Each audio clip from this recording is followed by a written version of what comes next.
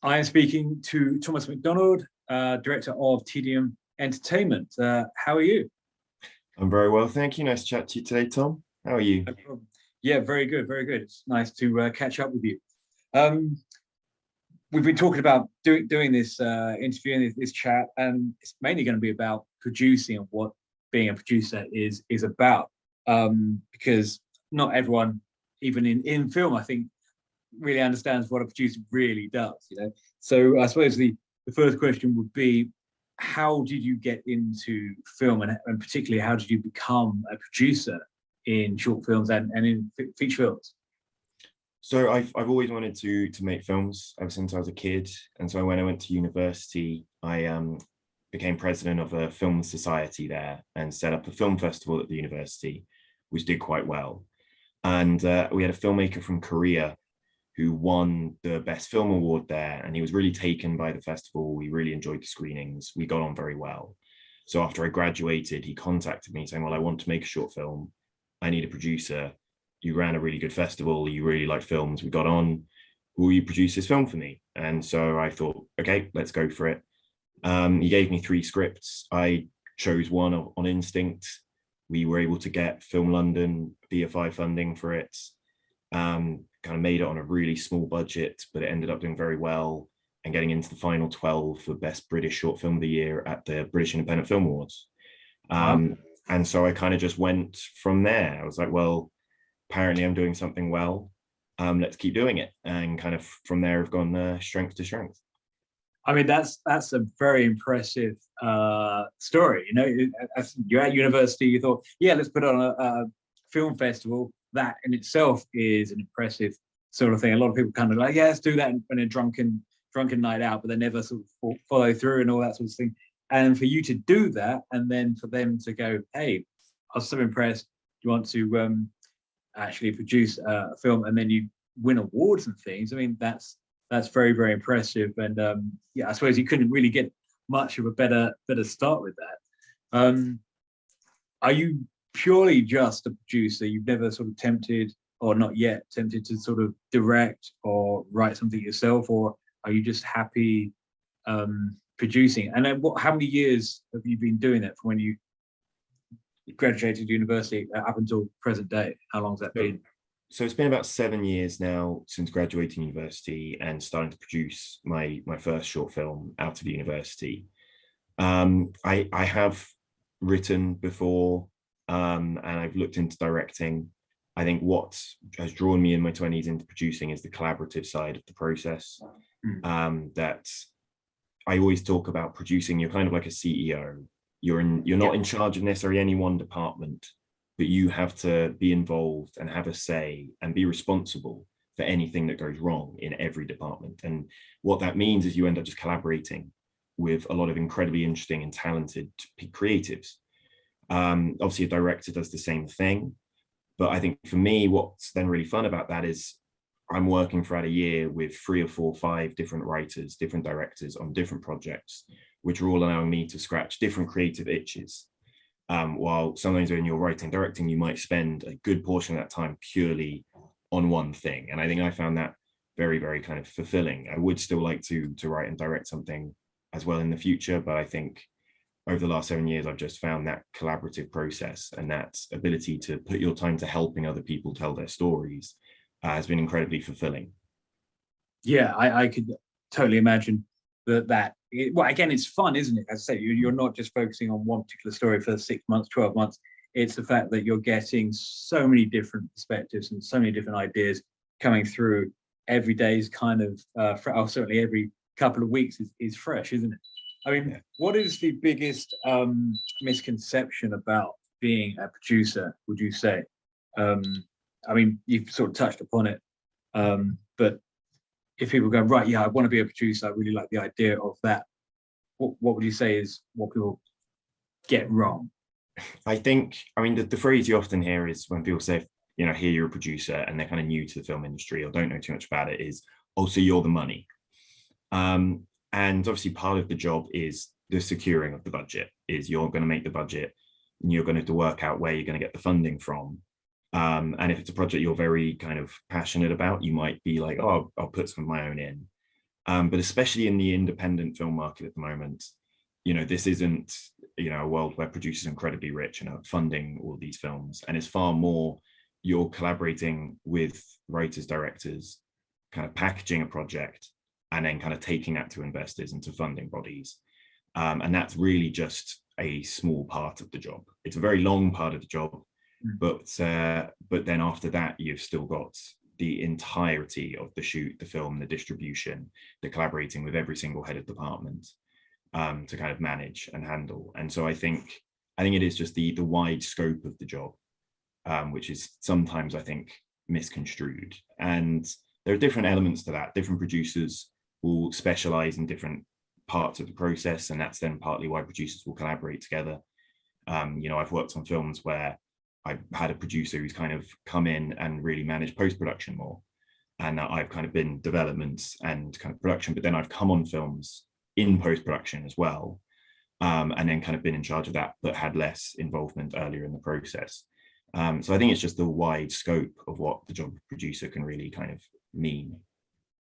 Yeah, of course. And ultimately it's a problem solver, isn't it? Yeah. I suppose, solving the problem that other people have created before you come along. Your production company, what is it called? And do you want to talk about that?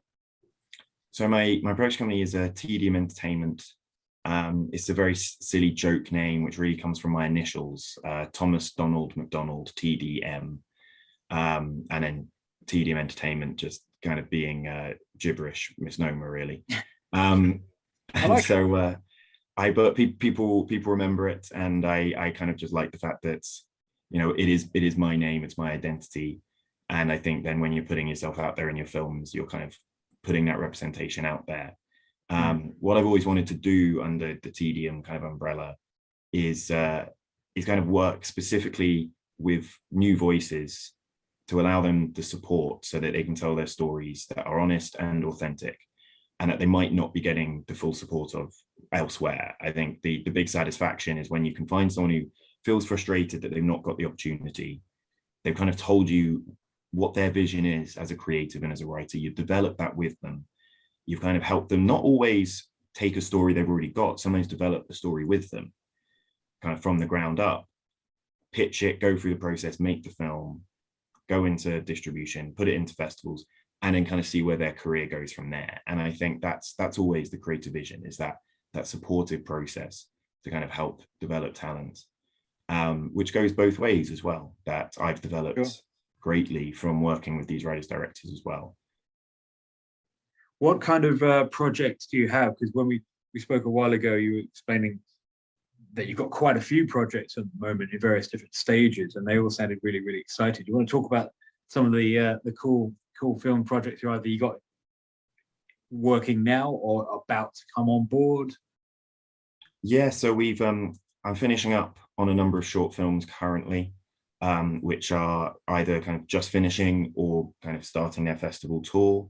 I've got some news which can't quite be announced publicly yet, but one or two exciting premieres coming out in the next few months. And yeah, so just finishing up on those short film projects, which are BFI funded short films. And then I'm in the process of starting kind of going into feature film development, and putting together 2 or 3 really interesting projects with really talented writers, some of whom I've worked on the short films with, such as Kasia Yoski-Yethi on Catch a Butcher, and some I'm developing with for the first time. I'm working with a really impressive writer called Isaac Tomacek recently, and his writing partner, John Barton, which has been really exciting. Got a number of very cool projects there we're starting to pitch around. And that's really the beginning of a kind of a 3-year plan I've got to put together a feature film slate, go into making our debut feature films. And yeah, hopefully in the next 3 years, get numerous films in development and at least kind of one into production.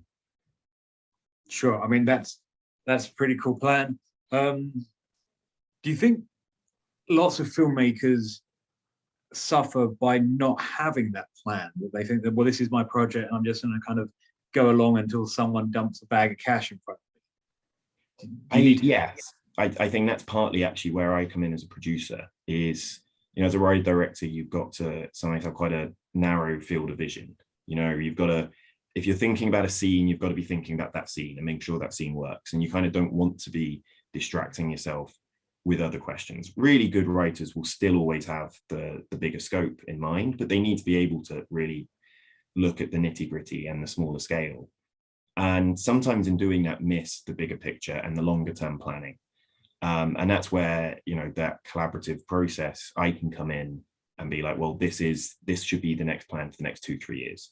That often when I'm working with a writer director, I will kind of meet them for the first time and be like, okay, what are you doing? Where do you want to go? And they'll give me, you know, what they're making and what the next film they want to make is. And then it's the question of, yes, but where do you want to be in 2 years, 3 years, 5 years? And what are you doing now, which is going to help you get there? And a lot of my job has been working with them to kind of work out what those steps are and then help them along the journey to getting there. And hopefully, I like to think I've been quite successful with that. Sure. No, 100% you have. If anyone is listening to this who wants to get involved in film, but not necessarily from a creative point of view, or possibly a creative point of view, but films always need investors. They always need people to get involved in various capacities.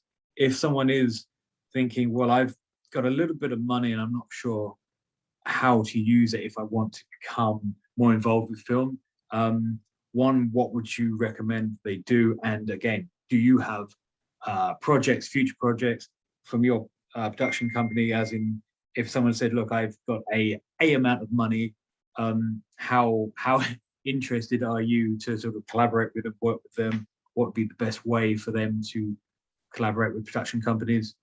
And indeed, any future projects you've got? Yeah, I think over the last few years, I've been quite happy with the fact that people have come to TDM who aren't in the film industry, who kind of want to get involved. And it might be with less of a drive of, I want to be a writer director. This is my life's passion. It's kind of just more, you know, I've made success elsewhere in life. I now kind of want to do this. Sometimes it's people in retirement as kind of a level of fun. Sometimes people wanting to dip their toe into whether they'd like a career change. Sure. And I've always found it very helpful to be supportive. And they come on, we'll collaborate. Often they'll come on board as like an assistant or an associate producer on a project. And then a number of them have found the process really rewarding and then have gone on to make their own films or go into the industry in other ways. So we're always looking for that. I think that's, you know, as somebody who's come into the industry without connections, without kind of a foot in the door straight away, I think it's a nice process to do that for other people. So if other people not in the industry who want to come in that route, I'll always try and reply to the emails if I've got time and try and find a way of collaborating in that way. A large part of my work in short film has been finding people who do want to put money into short films. Often this is kind of people doing it out of kind of goodness of their hearts, some kind of charitable sense, but also, you know, often wanting to scratch creative itch they don't have in the rest of their lives. The issue with short films is obviously that is often an investment which won't get their money back or won't get much money back. And then obviously it's a smallish amount of money, which as, you know, people develop in their careers to bigger, more expensive feature films, they kind of aren't able to come along the journey with them. So what I've tried to do is, as I move into the feature development, is create a model where, you know, over the next 3 years, we want to set up this feature film slate, and we're looking just for cash flow funding to kind of cash flow our business costs and our investment into those development films over the next 3 years. So we're looking to raise 25,000 in total. We've raised over half of that so far, and that's often just people coming in with smallish amounts, 500, £1,000, but they get to be in part of the process, you know, quarterly meetings, updates on scripts, what projects are on the slate, in kind of invitations to kind of screening events or networking drinks, posters of any films made, and then a share repayment of any of the development and production fees which come our way. So hopefully this will be a good way for people to get involved who kind of are wanting to enter the film industry but don't really have the connections. Yeah.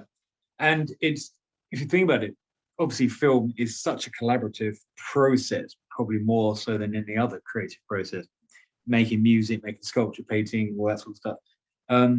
But it's very, very rare or even impossible where someone who's had a different career, maybe worked in IT, they've worked in finance or whatever, and they go, right, I want to be creative I want to change my life, and they go, I want to start a band.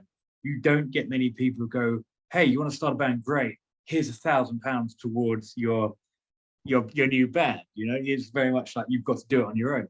But with the filming process, because it's such an expensive thing to do, there is opportunity for people to go, right, you've got this film idea, you've got this script, you've got the director and the actors and everything else. I'm on the periphery of this industry, but I don't know anything about it. But my £1,000 can kind of maybe not buy me in, but I can enter into that world and learn from it, where you can't do that in the music industry or from the sort of the art world, or not as much, not as easily as you can with the film sort of landscape. So it is quite a unique opportunity for people that, as I said, perhaps are just curious about how films are made and stuff, and they thinking, well, maybe £1,000 actually would open lots of doors, and if nothing else, I get invited to some premieres and everything else, and you never know, they might be lucky down the line that they actually get something back if that film goes on to do amazing things. But yeah, a lot of this business model has come from people who have already come to me for short films, have really enjoyed the process and found it rewarding. And as I've kind of said, well, now I'm moving away from shorts and working on feature films, they've kind of said, well, I still want to be involved. Can I continue to be part of this process? A number of these people are people in retirement who, are trying to find ways of passing the time and kind of finding some fulfillment. And part of that is, I can be part of this film world. I can kind of back people who I think are good, interesting people who deserve a kind of foot up, and then get to watch the films, get invited to screenings, get kind of regular email updates, and really enjoy that process. And so they were just saying to me, is there some way, even though I don't have the money to go invest into a feature size budget, that I can still take that journey along with you? And I'm hoping that this kind of model will work quite well for them. Sure. I don't see why it wouldn't. You're on social media. Do you want to mention how people could get in contact with you, website, that sort of thing? Yes, so we're on TDM have pages on Facebook and Twitter, which we can always be messaged on. I have a personal Instagram account, which I'm always posting TDM news on as well. And then we can always be emailed at thomas@tdmentertainment.com. Again, I will always try to reply to every email, no matter what the question is, even if it's, can you help with a film project, which I don't have time for. I will always endeavor to still reply and be supportive and give some help if I can. Sure. No, fantastic. And I will include all the links are in this. Again, last question I would say for now is just anyone who's got an idea for a film and they're not quite sure what to do with it. Maybe they've got like a loose script. And again, there's scripts and there's scripts, isn't there? But what advice would you give that person? I think the big thing is I had a meeting the other day with someone, and we both discussed the fact that people like giving advice. If you go up to someone and you say, can you just give me advice? Can you give me help? People want to. Like, generally, people are very nice. They like feeling like they can be helpful. And, they like feeling like they're somebody who can help people. There is a bit of an ego boost in there. So obviously my thing is, if you're looking at other people kind of jealously going, I want to be doing what they're doing, they're a few years ahead of me, send them an email, because, even if you're asking for something specifically, they might not have it, they might not have time to support you. But if you're just asking for advice, I'd say, 50% of the time, if not more, people reply and they genuinely try to help. And with a process which is so collaborative, like it is with film, where you're so reliant on other people, I think it's important to create those networks and get that advice. Again, if a young producer emails me, I'm making a short film, I need a good production designer, but we don't have much budget. Do you know anyone? I'll straight away send over names of maybe people who have been assisting before, who might want a promotion up. And I've known 2 or 3 film productions where people have just contacted me in that way, and then people have ended up working with them. And 2-3 years later, that's now a really kind of tight collaboration, which spans 2 or 3 projects. And yeah, I think that would be my best bit of advice, is just ask anyone and everyone for advice and help. And I think you'll be surprised at how nice people are. I think that's very good advice. Thomas, I want to thank you for having a chat with us. No worries. Thank you for having me. It's always a pleasure chatting to you, Tom.